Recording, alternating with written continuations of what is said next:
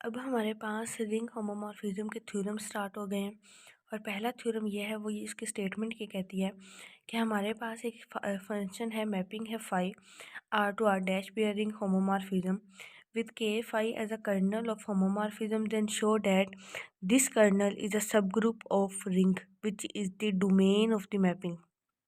ठीक है, एक बात यहाँ पे मैं आपको क्लियर करती जाऊँ, के और फाई की साइड्स पे आपने ब्रैकेट नहीं लगानी, क्योंकि डेफिनेशन इटसेल्फ ये डोनेट करती है कि K phi is equals to the set. ठीक है, तो जब एक चीज़ एक सेट के इक्वल है तो आप उसको विद इन सेट नहीं लिख सकते, वरना अदरवाइज वो फिर set with in a set बन जाएगा। ठीक है, तो ये चीज़ आपने नहीं करना। हमने प्रूफ क्या करना है कि ये जो कर्नल है वो फाई है, कर्नल ऑफ होमोमॉर्फिज्म है, ये एक सब ग्रुप है आर का।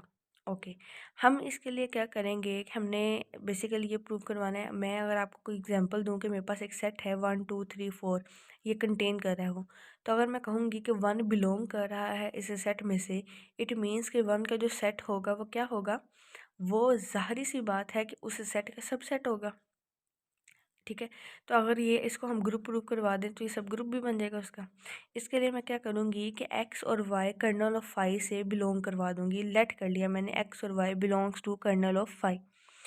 हमने डेफिनेशन में ये पढ़ा था कि कर्नल ऑफ होमोमॉर्फिज्म में सिर्फ वही एलिमेंट्स आते हैं जो मैपिंग के बाद आपको आंसर 0 देते हों। अगर तो ये एक्स और वाई कर्नल ऑफ फाई के सेट में मौजूद हैं, तो इसका मतलब है कि इसके ऊपर जब हम मैपिंग अप्लाई करेंगे एक्स के ऊपर और वाई के ऊपर, तो इनका आंसर 0 होगा। तो मैंने लिख दिया कि this implies that phi of X equals to 0 and phi of Y equals to 0। जब मैं एक्स और वाई का सब्ट्रैक्शन करके इन दोनों के ऊपर ये अप्लाई करवाऊँगी, फंक्शन या मैपिंग अप्लाई करवाऊँगी phi of into x minus y, तो हम कल लिख सकते हैं इसको phi of x minus phi of y. मैंने इसको ऐसे क्यों लिखा, क्योंकि इसने ये क्वेश्चन में, ये थ्योरम में बता दिया है कि ये रिंग होमोमॉर्फिज्म है, और हम ये पहले पढ़ चुके हैं कि रिंग होमोमॉर्फिज्म की डेफिनेशन ही यही कहती है कि उसके ऊपर दो कंडीशंस तो सेटिस्फाई होती ही होती हैं। पहली कंडीशन होती है कि एक्स माइनस वाई के ऊपर जब आप फंक्शन अप्लाई करते हो तो सेपरेटली भी उसको इसके इक्वल होता है, और आप उसके प्रोडक्ट के ऊपर भी करवाते हो तो फिर भी उनके प्रोडक्ट के इक्वल होता है। ठीक है, इसीलिए मैंने यहाँ पे एक्स माइनस वाई उसकी प्रॉपर्टी से ले लिया। तो five into x minus Y, इसको मैं लिख सकती हूँ five of x minus five of Y. Five of X और फाइव ऑफ वाई की हमने वैल्यू निकाली है, वो क्या है 0 एंड 0। 0 माइनस 0 क्या होगा, वो 0 ही होगा। तो इट्स मीन कि अगर एक्स माइनस वाई के ऊपर फंक्शन अप्लाई करने के बाद आंसर 0 आ रहा है, इट्स मीन कि X minus Y kernel of five से बिलोंग कर रहे हैं, क्योंकि कर्नल ऑफ फाइव में वही एलिमेंट्स होते हैं जो हमें मैपिंग में आंसर 0 दे रहे होते हैं। हेंस हमने ये कह दिया कि अगर ये इससे बिलोंग कर रहे हैं तो एक्स माइनस वाई अगर के फाइव से बिलोंग कर रहे हैं, तो एक्स के ऑफ फाइव किसका सब ग्रुप कंसिडर वो सॉरी प्रूफ हो गया आर का। तो यही चीज़ हमने प्रूव करने से के फाइव इज़ अ सब ग्रुप ऑफ आर, क्योंकि empty set is the subset of every set, empty group is the सब ग्रुप ऑफ एवरी ग्रुप।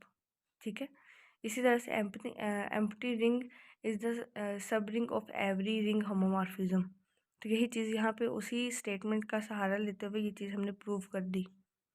अभी हमने ये प्रूफ किया कि हमारे पास जो के फाइव है उसको हमने सब ग्रुप प्रूफ कर दिया रिंग का। अब हमारे पास नेक्स्ट स्टेटमेंट ये आ गई है कि अगर हमारे पास ये के फाइव सब रिंग हो आर का, तो ये चीज़ हमने प्रूव करनी है। इसको प्रूफ करने के लिए हम सब रिंग वाली दो प्रॉपर्टीज़ जो हैं वो लगाएंगे, होल्ड करवाएंगे इसके ऊपर। जैसे कि हमने सब रिंग की डेफिनेशन में ये चीज़ पढ़ी थी कि किसी भी सबसेट को ये सब ग्रुप को रिंग प्रूफ करने के लिए हमें दो प्रॉपर्टीज़ जो है वो सेटिस्फाई करवानी होती है। नंबर वन है कि ए माइनस बी बिलोंग करवाना चाहिए उस सेट में से, यानी उस जब हम अब यहाँ पे किसकी बात कर रहे हैं, यहाँ पे हम के फाइव की बात कर रहे हैं, फंक्शन की बात कर रहे हैं। ठीक है, तो हम यहाँ क्या करेंगे कि एक्स वाई के फाइव से बिलोंग करवा देंगे, लेट्स सपोज। और अगर एक्स और वाई के फाइव से बिलोंग कर रहा है, इट्स मीन कि एक्स के ऊपर अगर फंक्शन पुट किया है तो उसका आंसर 0 आया है, इसी वजह से के फाइव के अंदर वो गया है। और अगर वाई के ऊपर भी हमने फंक्शन पुट किया है तो वो उसका आंसर 0 आने की वजह से ही वो के फाइव में बिलोंग कर रहा होगा। तो this implies that five of X equals to 0 and five of Y equals to 0। अब सब रिंग की डेफिनेशन के according five of x minus Y के ऊपर जब अप्लाई करेंगे हम, तो क्या आएगा, हमारे पास 0 आएगा। ठीक है, अब इट्स मीन के अब देखें five of x minus Y को हम ये लिख सकते हैं ना, five of x minus five of Y. और फाइव ऑफ एक्स किसके इक्वल है, 0 के। फाइव ऑफ वाई किसके इक्वल है, 0 के। तो 0 माइनस 0 इक्वल टू 0 ही आ जाएगा। दिस इम्प्लाइज दैट कि एक्स माइनस वाई भी के फाई से बिलोंग कर रहा है। The second condition of the subring was कि एक्स वाई जो हमारे पास प्रोडक्ट होता है वो भी उस ग्रुप में से जिसको हम प्रूव करना चाह रहे हैं उसमें से बिलोंग करना चाहिए। हम यहाँ पे किसको सबरिंग प्रूव करना चाह रहे हैं? के फाई को, इसलिए हमने एक्स माइनस वाई को भी के फाई से बिलोंग करवाया। नेक्स्ट सेकेंड कंडीशन के अकॉर्डिंग हमने एक्स वाई को भी के फाई से बिलोंग करवा दिया। दोनों कंडीशन जो है वो फुलफिल हो गई हैं। दिस इम्प्लाइज दैट ये जो के फाई है वो क्या है? हमारे पास सबरिंग है। थर्ड है हमारे पास कि अगर के फाई से कोई ए बिलोंग कर रहा है और आर बिलोंग कर रहा है कैपिटल आर से, यानी कि जो रिंग है हमारे पास, देन हमने ये प्रूव करना है कि ए आर और आर है दोनों ही के फाई में बिलोंग कर रहे हैं। यानी कि ए जो के फाई वाला एलिमेंट है और आर जो आर वाला एलिमेंट है कैपिटल आर वाला, इन दोनों का जो प्रोडक्ट है वो के फाई में बिलोंग कर रहा है। इसके लिए गिवन ये है कि ए बिलोंग कर रहा है के फाई से। हमें पता है के फाई के सेट में वही एलिमेंट्स जाते हैं जो फंक्शन जब इनको उनके ऊपर अप्लाई होता है तो आंसर में वो 0 देते हैं। दिस इम्प्लाइज दैट कि फाई ऑफ ए क्या होगा? वो 0 होगा। ठीक है, अब फाई ऑफ हमने क्या ए आर और आर अप्रूव करना है, तो ए आर को मैंने जब उसके ऊपर फंक्शन अप्लाई किया मैं इसको इस तरह से लिख सकती हूँ, phi of a into phi of r. Phi of a क्या है? वो तो 0 है, तो जब 0 उसके साथ मल्टीप्लाई होगा तो आंसर क्या आ गया? 0।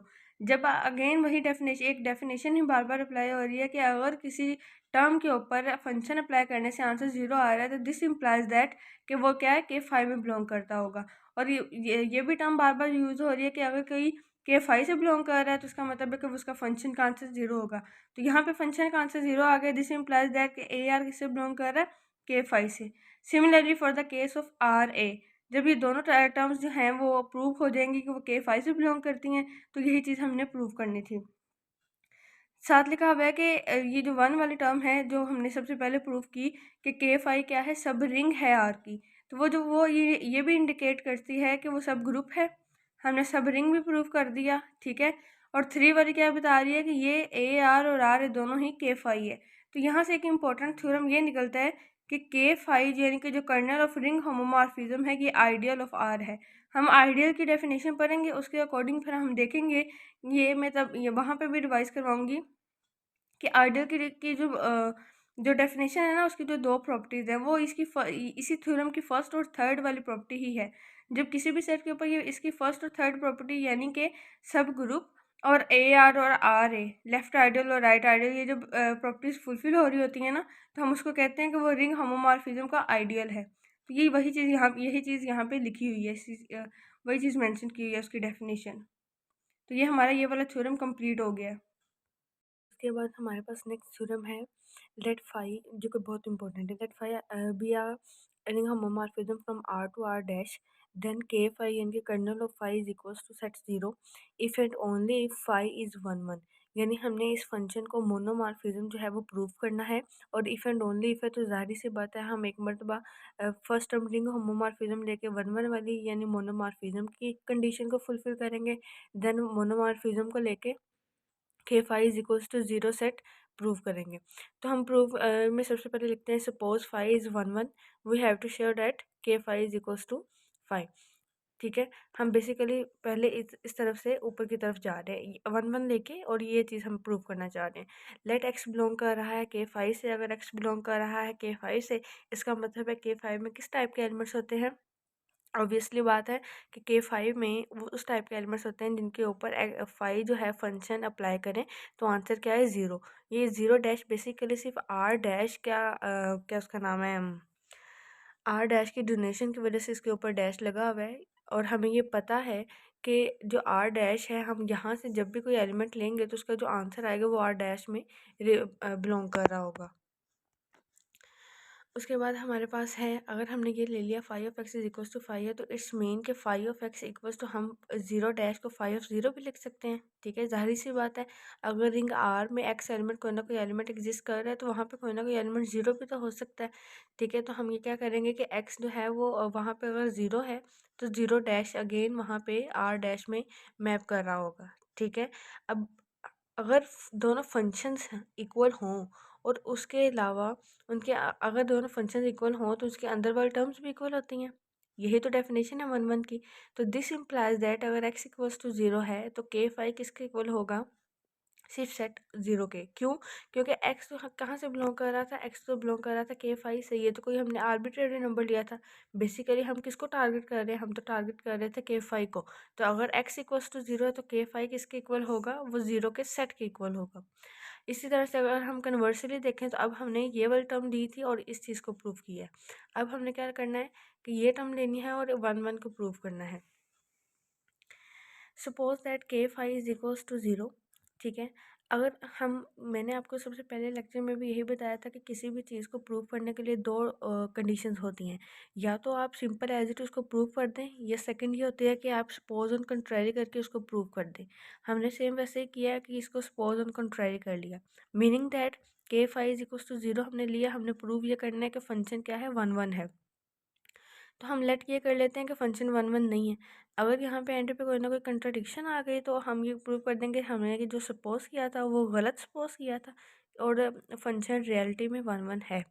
तो सपोज ऑन कंट्रारी कर लिया हमने कि phi of X equals to है फाई ऑफ वाई, ठीक है। हमने सपोज ऑन कंट्रारी से क्या मुराद है कि वन वन तो तब होता है ना जब ये दोनों इक्वल हैं, तो ये दोनों भी इक्वल होते, लेकिन हमने किया है कि सॉरी, ये दोनों इक्वल नहीं है लेकिन इनके फंक्शंस इक्वल हैं। अगर फंक्शंस इक्वल हैं तो ये इधर आके माइनस भी हो सकते हैं। माइनस करके तो हमने क्या किया, फाइव कॉमन ले लिया, X minus Y equals to zero dash, ठीक है। अगर एक्स माइनस वाई यानी ऐसी टर्म है जिसके ऊपर फंक्शन अप्लाई करने से आपको आंसर ज़ीरो मिल रहा है, तो इसका मतलब है कि ये किस में बिलोंग करेगा, के फाइव में बिलोंग करेगा। तो एक्स माइनस वाई के फाइव में बिलोंग कर रहा है, ठीक है। और के फाइव में किस टाइप के एलिमेंट्स हैं, के फाइव में तो ज़ीरो सेट है, यानी यहाँ पे ज़ीरो है। तो यानी एक्स माइनस वाई हम ज़ीरो लिख सकते हैं इक्वल टू ज़ीरो। तो ये तो इक्वल आ गया। हम लेके क्या चले थे कि ये दोनों तो इक्वल हैं लेकिन ये दोनों इक्वल नहीं है, तो ये तो गलत साबित हो गया। इसका मतलब है कि हमने सपोज ही गलत किया था। तो सपोज ऑन कंट्रेरी से हमें ये फ़ायदा होता है कि वो हमारी अपनी कंडीशन ही का रिबटल हो जाता है। तो दिस इम्प्लाइज दैट कि हमारे पास के फाई इक्वल्स टू ज़ीरो का सेट हो तो हमारे पास जो फाई होता है वो वन वन होता है।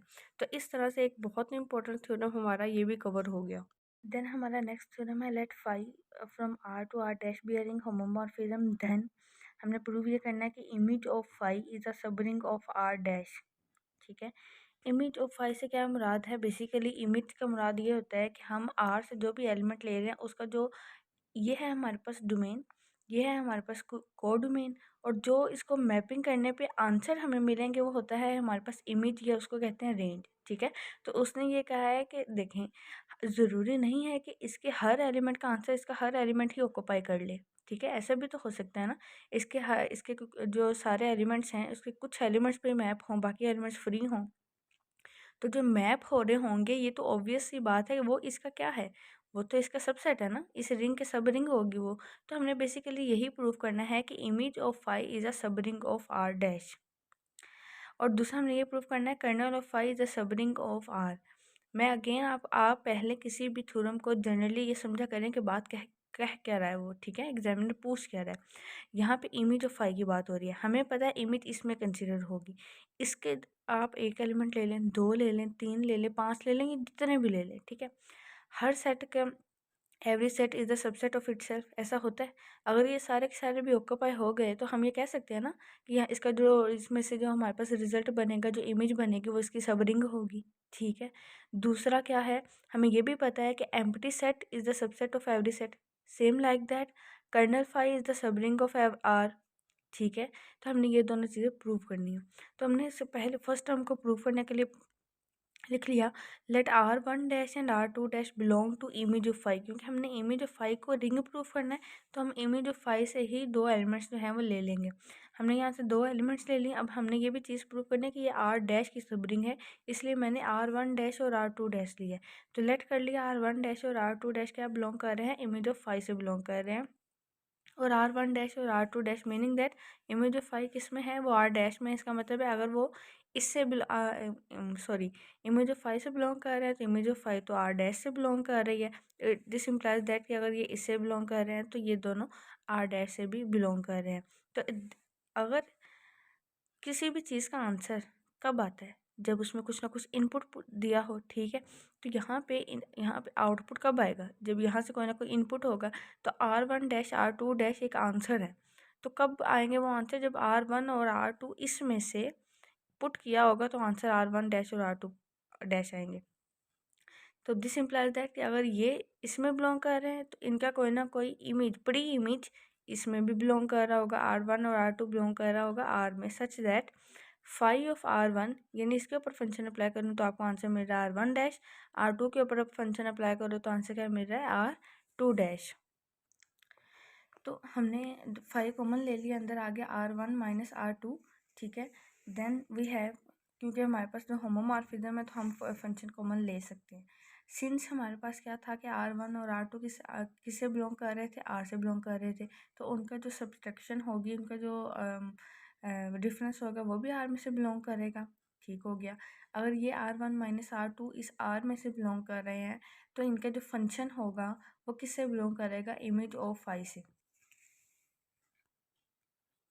क्योंकि ये बात तो हमारे पास क्लियर है कि हमारे पास फंक्शन क्या है, phi from R to R dash, ठीक है। तो ये इसकी कोई भी एलिमेंट के ऊपर जब फंक्शन अप्लाई करेंगे तो आंसर किस में लाई करेगा, R डैश में। तो हमारे पास R1 माइनस R2 अगर इससे बिलोंग कर रहा है तो जब इसके ऊपर फंक्शन अप्लाई करेंगे तो वो तो इसमें बिलोंग करेगा ना, यानी R डैश में। और R डैश बेसिकली हम इमेज ऑफ फाई की बात कर रहे हैं, यानी इसमें से जो आंसर आएंगे हमारे, ठीक है। तो दिस इम्प्लाइज दैट कि R1 माइनस R2 डैश किससे बिलोंग कर रहे हैं, फाई। अब इमेज ऑफ फाई में क्या है, देखें मिसाल के तौर पे मैं आपको ये कहती हूँ कि इससे मैंने ले लिया, ये एक फंक्शन है फाई और यहाँ पे मेरे पास है एक्स, और मुझे इसमें से ये पूरे के पूरे सेट में से स्पेसिफिक आंसर मिल रहा है वाई। तो मैं ये लिख सकती हूँ कि फाई ऑफ एक्स जो है वो बिलोंग कर रहा है आर डैश से। मैं ये भी लिख सकती हूँ, मैं ये भी लिख सकती हूँ कि फाई ऑफ एक्स बिलोंग कर रहा है इमेज ऑफ फाई से। और मैं ये भी लिख सकती हूँ कि फाई ऑफ एक्स जो है वो इक्वल है वाई के, यानी फाई ऑफ एक्स के अकॉर्डिंग मैं इसको तीन टर्म्स के अकॉर्डिंग एक्सप्रेस कर सकती हूँ।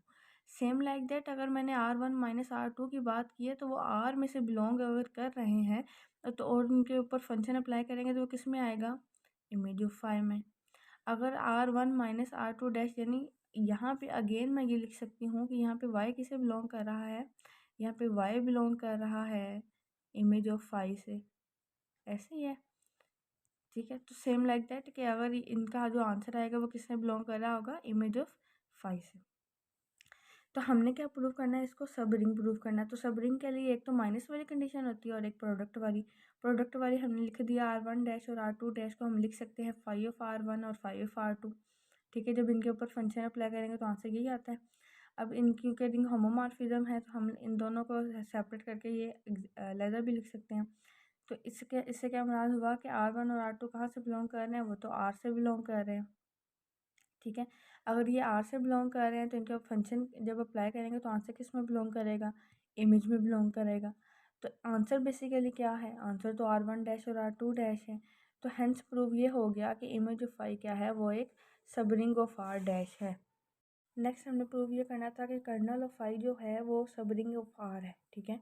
तो हमने कर्नल ऑफ फाई में किस टाइप के एलिमेंट्स होते हैं, उसमें हर वो आर एलिमेंट होगा जो फंक्शन पे जिसके ऊपर फंक्शन अप्लाई करेंगे तो आंसर 0 आएगा, ठीक है। तो we have to show that kernel of phi is सब रिंग ऑफ आर। ऑब्वियसली बात है कि जो एम्प्टी सेट होता है अगर वो हर सेट का सबसेट है तो कर्नल ऑफ फाई भी तो हर रिंग की सबसेट होगी ना। तो कर्नल ऑफ फाई क्या है, वो तो हमेशा ही नॉन एम्प्टी होता है क्योंकि इसमें ज़ीरो हमेशा होता है और ज़ीरो इज़ एन एलिमेंट। ये बात आप याद रखें। एक सेट है दिस वन यानी एम्प्टी, और एक सेट है दिस यानी उसमें फाई कंटेन कर रहा है, ठीक है। और एक एलिमेंट एक सेट है दिस, इसमें और इसमें फ़र्क है, ये एम्प्टी है, इसमें एलिमेंट ज़ीरो एग्जिस्ट कर रहा है और कर्नल ऑफ फाई में ज़ीरो एग्जिस्ट करता है। दिस इम्प्लाइज दैट कि कर्नल ऑफ फाई कभी भी एम्प्टी नहीं होता, ये नॉन एम्प्टी होता है क्योंकि इसमें एलिमेंट एग्जिस्ट कर रहा होता है। Since at least zero contains in kernel of phi such that कि अगर हम फाई ऑफ ज़ीरो के ऊपर जब कर्नल ऑफ फाई के ऊपर जब फंक्शन अप्लाई करेंगे तो किसके ऊपर मैप करेगा, ज़ीरो डैश के ऊपर मैप करेगा। तो हमने लेट कर लिया कि R1 और R2 कर्नल ऑफ फाई से बिलोंग कर रहे हैं। अगर ये कर्नल ऑफ फाई से बिलोंग कर रहे हैं तो इसका मतलब है अगेन वही बात कि अकॉर्डिंग टू द डेफिनेशन जब आप एलिमेंट के ऊपर फंक्शन अप्लाई करो तो आंसर 0 आता है और उस एलिमेंट को हम कर्नल ऑफ फाई में लिखते हैं। तो इसका मतलब है कि अगर आर कर्नल ऑफ फाई से बिलोंग कर रहा है तो इसका मतलब है आर के ऊपर फंक्शन अप्लाई करने से आंसर 0 आ रहा है। इसी कॉन्सेप्ट को अगर मैं यहाँ पे अप्लाई करूँ, अगर R1 और R2 function kernel of phi से बिलोंग कर रहे हैं तो R1 और R2 के ऊपर जब फंक्शन अप्लाई होगा तो आंसर क्या देंगे? 0 इसी चीज़ को मैंने इधर लिखा। तो R1 माइनस R2 को अगेन सबरिंग प्रूव करना तो एक सब्ट्रैक्शन वाली प्रॉपर्टी उसको फुलफिल करवाएंगे। सेपरेट लिखेंगे, सेपरेट और कॉमन फंक्शन को तब ले सकते हैं जब होमोमॉर्फिज्म हो फंक्शन, ये मेंशन है क्वेश्चन में। हमने सब्ट्रैक्शन वाली प्रॉपर्टी को फुलफिल करवाया, प्रोडक्ट वाली प्रॉपर्टी को फुलफिल करवाया। जब दोनों प्रॉपर्टीज़ ही फुलफिल हो रही हैं, दिस इम्प्लाइज दैट कि हमारे पास कर्नल ऑफ फाई क्या है, वो एक सब रिंग है आर की।